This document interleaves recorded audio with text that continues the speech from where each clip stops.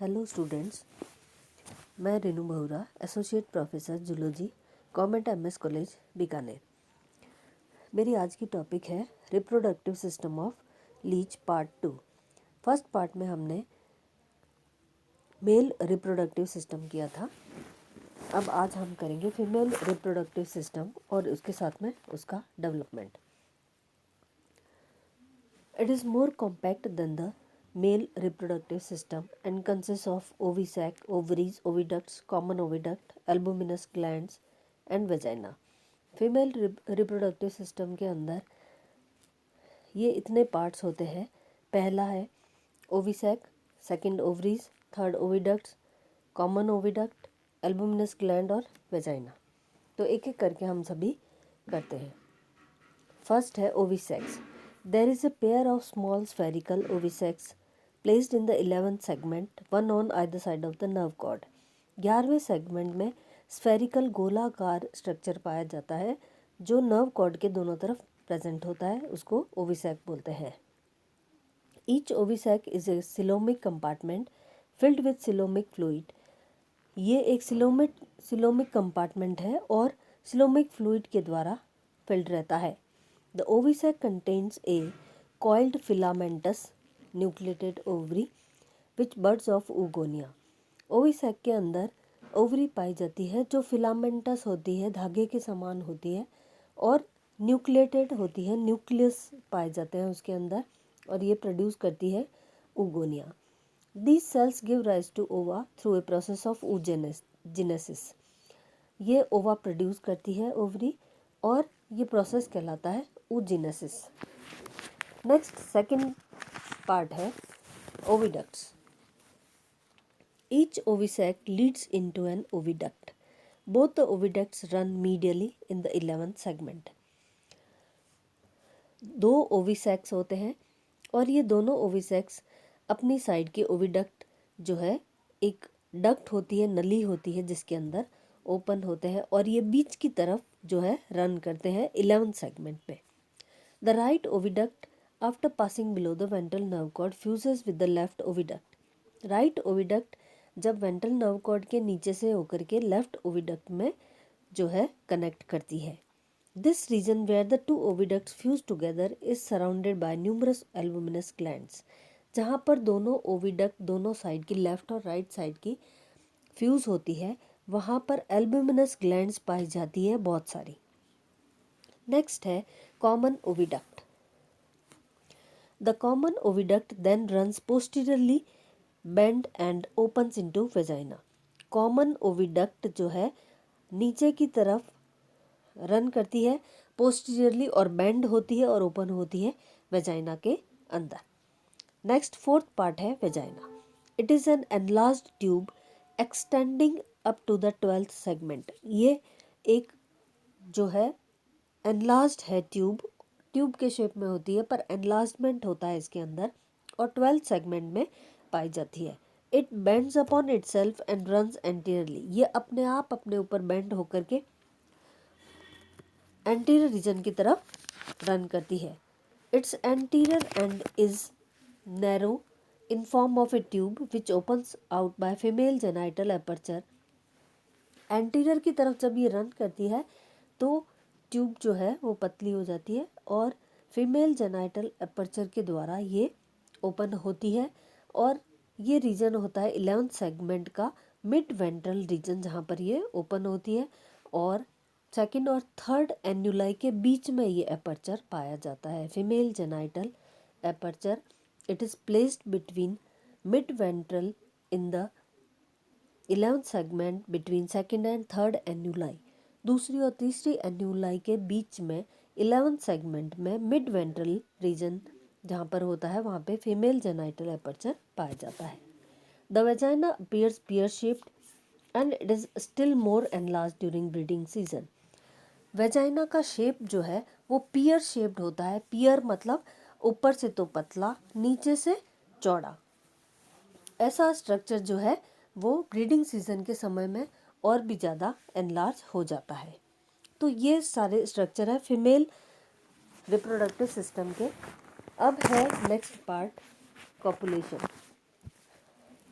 दो leech is hermaphrodite, leech hermaphrodite है, मतलब दोनों मेल और फीमेल रिप्रोडक्टिव सिस्टम एक ही एनिमल में पाए जाते हैं, उसके बावजूद क्रॉस फर्टिलाइजेशन इस एनिमल में पाया जाता है और क्रॉस फर्टिलाइजेशन के बाद में कॉपुलेशन होता है एनिमल में। Two leeches come in contact with each other by the ventral surface in head to tail position.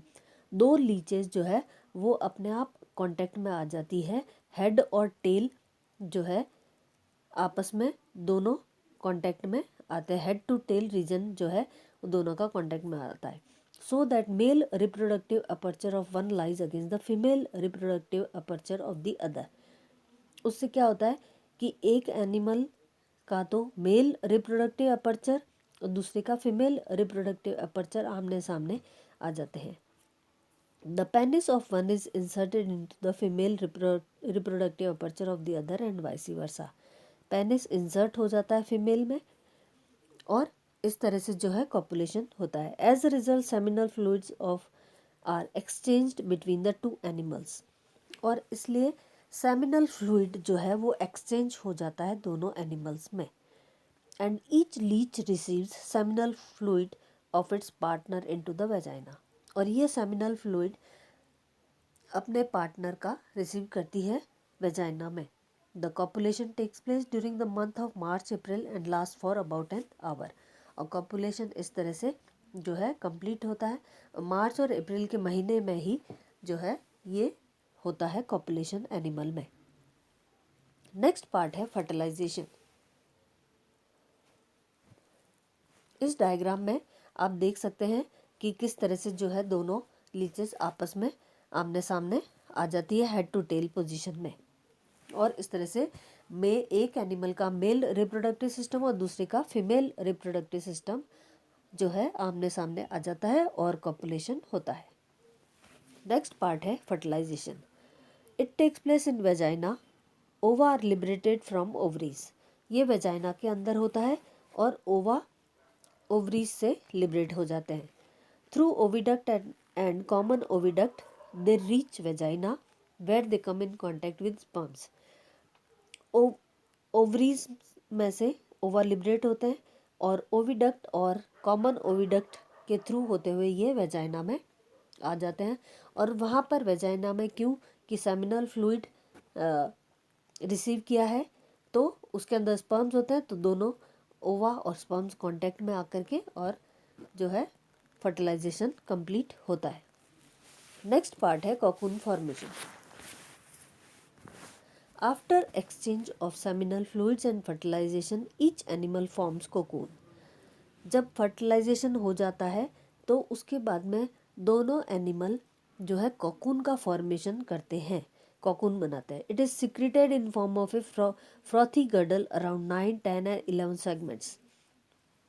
ये एक गडल के फॉर्म में सिक्रीट होता है और 9वें, 10वें और 11वें सेगमेंट में जो है सिक्रीट होता है। This is the clitellar region, और ये रीजन क्या कहलाता है? 9, 10, 11 क्लाइटेलर रीजन कहलाता है, और इसके अंदर क्लाइटेलर ग्लैंड्स पाई जाती है।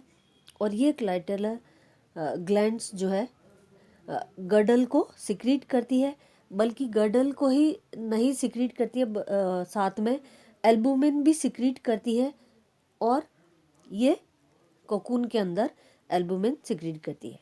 The clitellar glands not only secrete the girdle but also secrete albumin in the cocoon. Eggs are deposited in the cocoon. Eggs जो है डिपोजिट हो जाते हैं कोकून के अंदर। And when the animal withdraws itself from it, और जैसे ही animal इसमें से बाहर निकलता है तो प्रोस्टोमियल ग्लैंड जो होती है वो 2 प्लग्स सिक्रीट करती है, और उन प्लग्स के द्वारा ये कोकून जो है दोनों तरफ से क्लोज हो जाता है।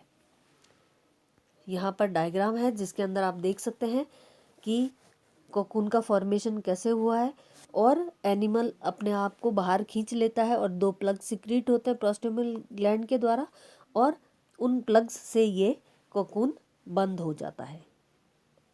Finally, the cocoon is dropped in a moist place near the pond but never in water.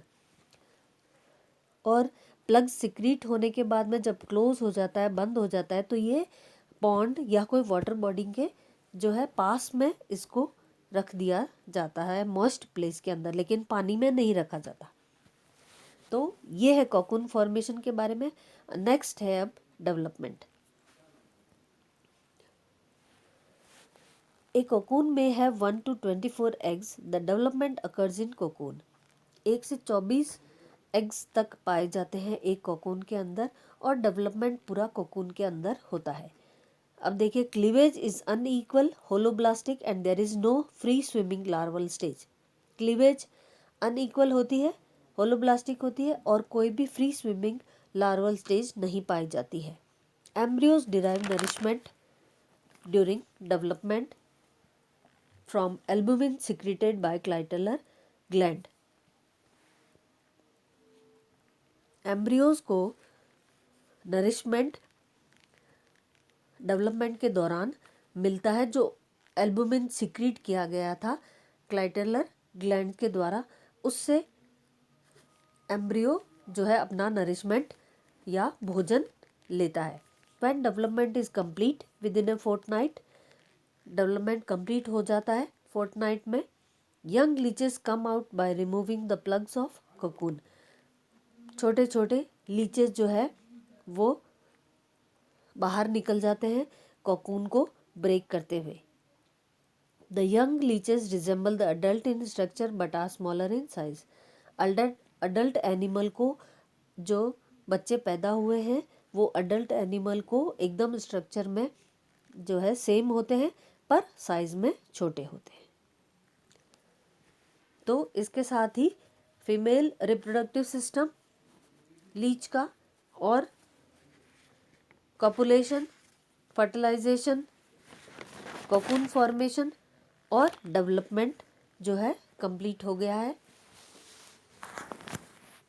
तो आज की मेरी टॉपिक यहीं समाप्त होती है। Thank you.